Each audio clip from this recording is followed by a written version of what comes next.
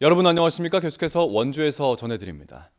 영서 전역에 엿새째 한파경보가 내려진 가운데 최저기온이 영하 10도를 밑도는 맹추위가 3주째 계속되고 있습니다.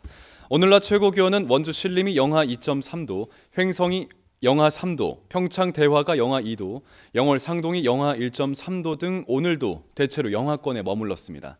밤부터는 다시 최저기온이 영하 15도까지 떨어지는 등 강추위가 몰아치겠습니다.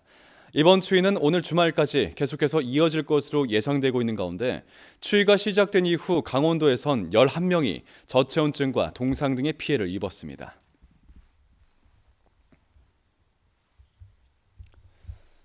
오늘 오전 11시 40분쯤 강원도 횡성군 반곡리에서 공군 제8 전투비행단 소속 KA-1 공격기가 추락했습니다.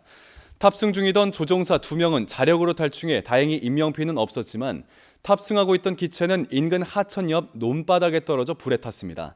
공군 측은 해당 공격기가 훈련을 위해 이륙한 직후 추락했다며 추락 원인을 조사하고 있다고 밝혔습니다.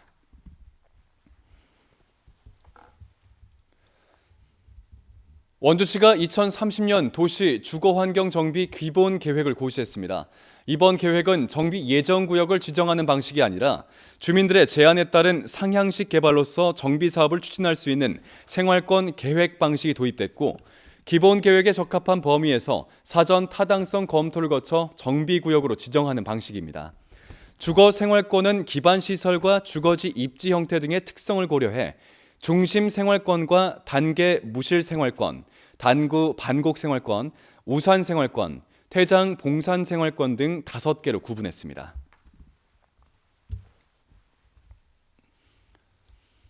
리터당 평균 1,900원에 가까웠던 원주 지역의 경유 가격이 1,700원대 초반까지 내렸습니다. 원주 소비자 시민 모임은 한 달 전 리터당 1,888원이었던 원주 지역의 평균 경유가가 지난 22일 기준 1,719원으로 조사돼 200원가량 내려갔다고 밝혔습니다.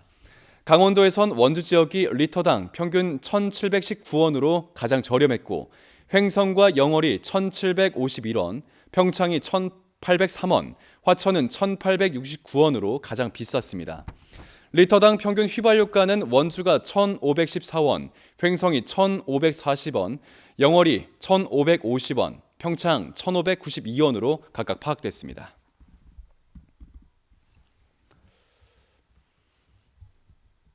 영월군 의원이 영월군의 수의계약 악습이 도를 넘었다며 영월군청 앞에서 개선을 촉구하는 1인 시위를 벌였습니다. 영월군 의회 김상태 의원은 1인 시위에서 영월군의 고질적인 수의계약 관행은 투명한 지역경제를 허물고 선거에서 군수를 도운 업체에 특혜를 주는 것이라며 관행을 바꿔야 한다고 주장했습니다. 영월군 의회는 지난달 행정사무감사에서 작년 한 해 강원도 18개 시군 가운데 영월군의 수의계약률이 65%로 고성군에 이어 두 번째였고 강원도 평균인 41%에 비해서도 월등하게 높다고 지적했습니다.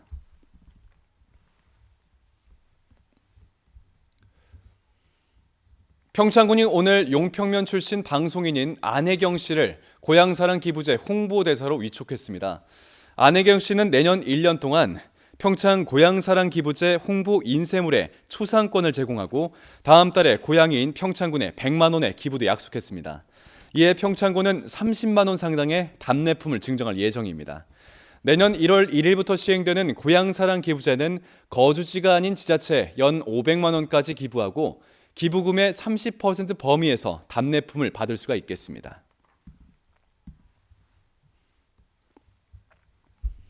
강원도가 내년도 예산으로 올해보다 9,006억 원이 증가한 9조 183억 원을 확보했습니다.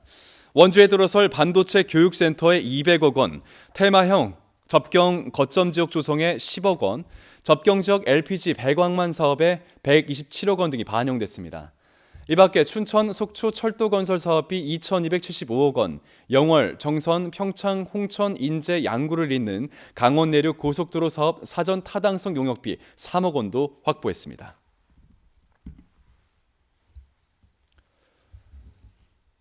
원주시가 올해 정기예금 예치로 50억 원의 이자 수입을 올렸습니다. 원주시는 은행 금리가 상승하면서 일반 회계와 특별 회계, 기금 등의 여유 자금을 고금리 정기 예금 상품으로 예치해 올해 50억 원 이상의 이자 수입이 발생했고 내년에도 110억 원 이상의 이자 수입이 예상되고 있다고 밝혔습니다.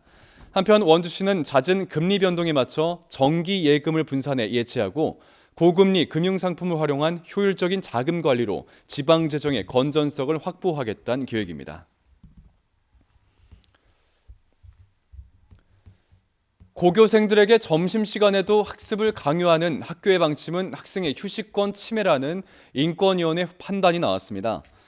인권위는 최근 광주광역시 고등학교 두 곳의 학교장들에게 점심시간에는 학생들에게 영어 듣기나 자율학습을 강요하는 것은 휴식권 침해라며 중단을 권고했습니다.